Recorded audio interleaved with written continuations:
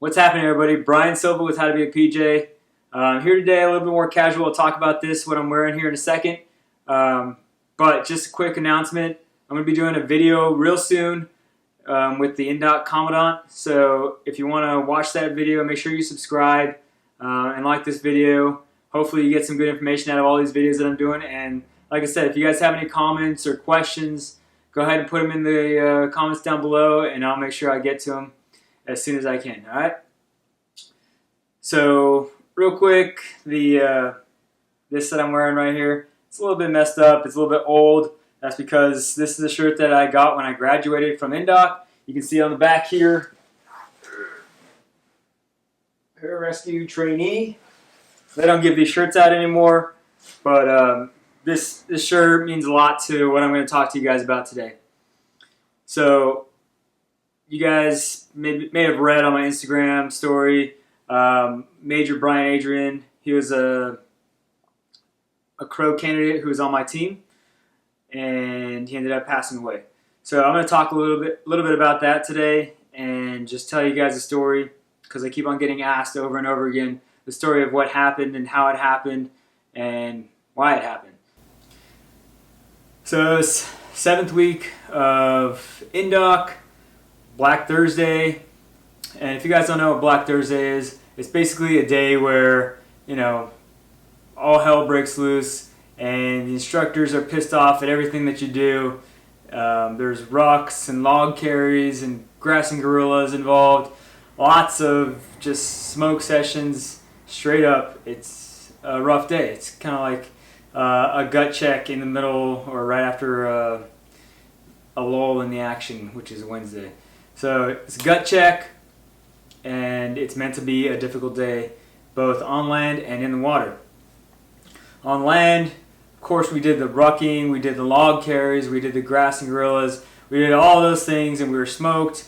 You usually have a lunch break in between there, and during that lunch break, you're sitting there thinking about what they might do. You're expecting the instructors to roll up in like a van and kind of thrash the place, come with a megahorn, and just start yelling at you for everything. And that day was no exception. So the team that I was on was Balls 206. So 2006, the second team. The balls in front is just 002. That's just what we call the Indoc teams. 06, 002. Like I said, 7th week. We were all set up for our pool session. We had all our gear straightened out as much as we could, preparing for what was to come. Since it was so late in the progression of Indoc, we were wearing full ABUs and our BCs. So we know that anything that has to do with the water, with all that gear on, is going to suck. It was typical, like we had done a couple of these before. It wasn't the first time we did these. So it was typical that they came in just like we thought they were going to do. They all opened the door to the van, started coming out, yelling at us, mega horn and all, telling us to drop as soon as they crossed the threshold. Of course, people are nervous, they're messing up a little bit, so it gives them every reason in the world to drop us.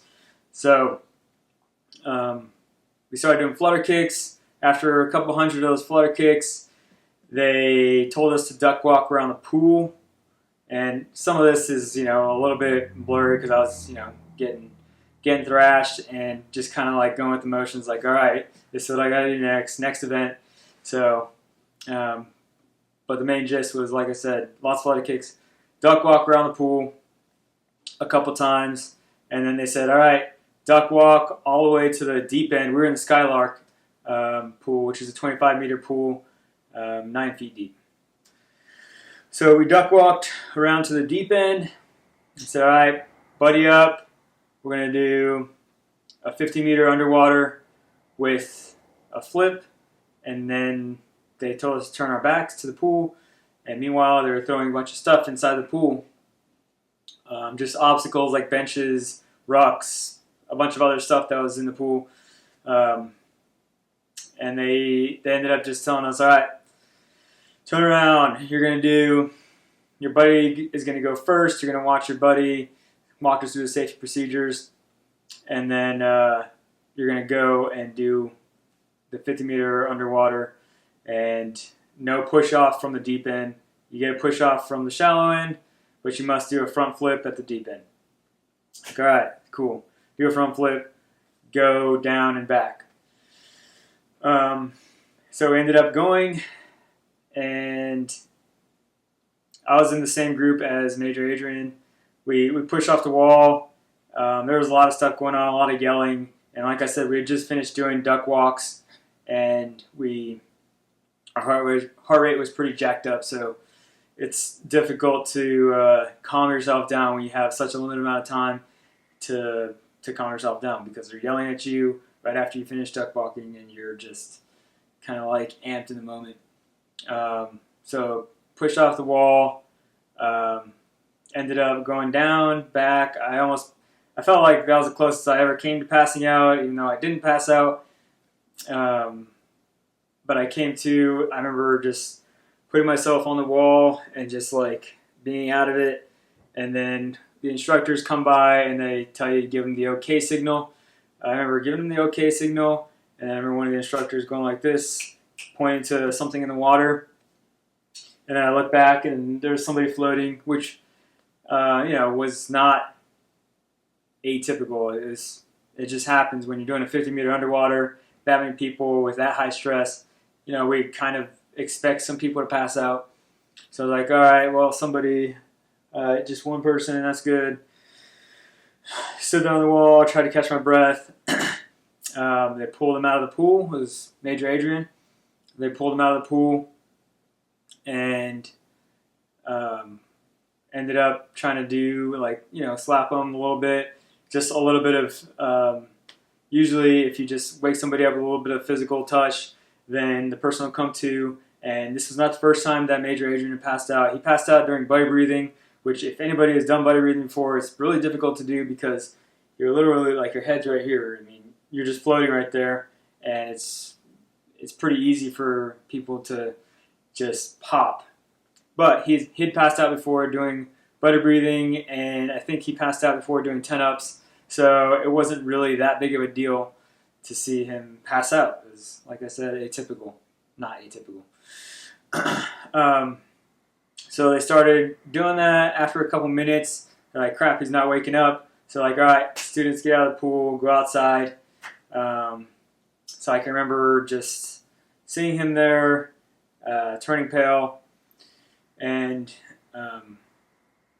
they, after another, I don't know, it seemed like 10 minutes. I don't really know the time frame of what it was because just like everything else, it was kind of like surreal that he was still there. I remember just looking over like, crap, he's not getting up. Like, is everything okay? Or obviously there's nothing that I could do. I'm a student. There's a bunch of instructors there, paramedics that were working him. I saw them get the AED out, and they're like, all right, you guys get into the locker room. So at this point, I was very young. I didn't really have control of emotions or anything like that. I was crying. I was like, is he gonna die? And is he gonna make it? Like, he'd been with me for over 7 weeks, like I said.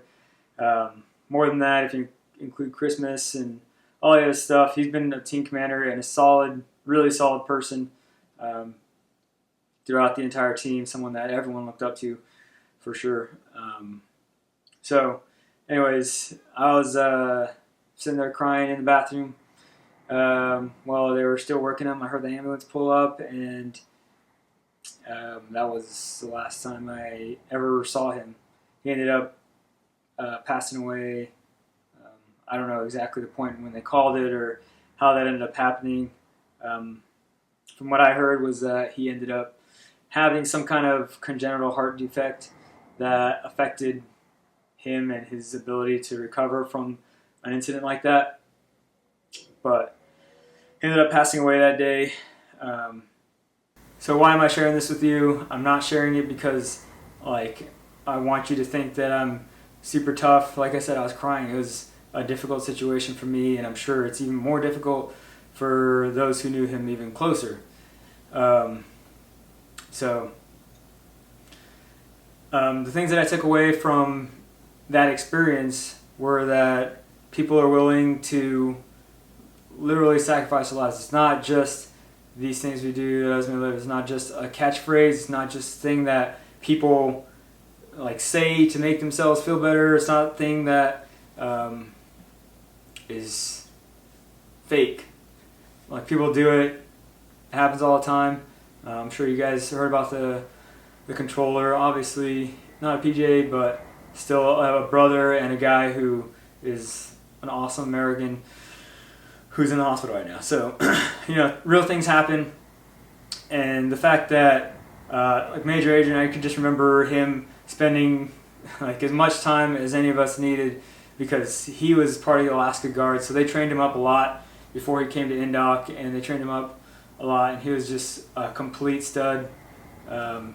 Probably in better shape than I was throughout Indoc, and he was just a machine the entire time. Like, even going on runs, he never showed any pain, he never showed any weakness, and he was always willing to give his all. So the thing that I took with me from that was, give your all in all the things that you do. Like, even if you don't make it, you die trying, then it's not for no reason. So he didn't pass away for nothing. All those people that are on the team were solid dudes. That was my first exposure to anyone dying that was actually close to me. And he taught me that you just need to give your all in every single thing that you do. And if he was willing to die, then who am I to give up on this training? Who am I to say that I can't do whatever type of things that were to come next in my life? I never knew what the rest of my life was going to bring me, or the things that I would be able to see or do, but I wouldn't deny them. And if I had the opportunity to save somebody and do things that others may live, then that's what I was going to do, because I was 100% committed, just like he was, to saving lives. And he believed in the mission. He believed in all the things that pararescuemen and combat rescue officers stand for, and he was willing to give his life for that. So I'm very appreciative to him, and I don't know if his family or anybody's ever going to see it, but he was definitely a great man and a mentor of mine. Even though I didn't know him for a super long time, the time that I spent with him, like, Indoc is like spending 5 years with somebody. You get to know every single thing about a person. So I'm thankful that I had the opportunity to meet him, and thankful that I learned that lesson from him. So I wanted to talk about that and the beret. So the beret also is something that signifies the blood of our fallen comrades, those other pararescuemen and combat rescue officers that have passed away before us in the line of duty, or even in training. Those people should not be forgotten about, the people that die in training, because it's just a circumstantial type of thing where obviously they would have given their all if they had been in combat or if they had been somewhere else, but it's circumstantial. So every time that I don this beret, I always think about those people that it represents, and I try to wear it with pride, thinking about all the people that came before me and those people that have set the precedence of, we're not going to quit, we're never going to fail, we're always going to figure out a way to do the job, because we are pararescuemen and combat rescue officers. Our job is to go in there and save people when no one else can. So every time we don the beret, or I don the beret, that's what I think in my head, and Major Bryan Adrian is one of those guys that I think about whenever I do it. So very important to me. So now it's out there. You guys know kind of what happened during the pool session, how it happened, why it happened. Alright, on less of a somber note, yes, that means I know Jimmy Settle and he was on my team. So stop asking me that question. Also, don't forget to subscribe and like this video. Again, I'm going to be interviewing the commandant of the schoolhouse sometime this week. It's not going to be an open forum because he didn't want a ton of questions, but I'm going to be interviewing him a little bit about the new Indoc changes that are going to be coming up, and then also candidate type of mindset and what he expects to see from future potential pararescue men and future combat rescue officers. So thanks again for watching this video, and I hope you guys learned something, and thanks again to Major Bryan Adrian. I'm glad to have known you. I'll keep on doing more videos for you guys. I took a little break, but I'll keep on doing some more, and make sure you subscribe and like it.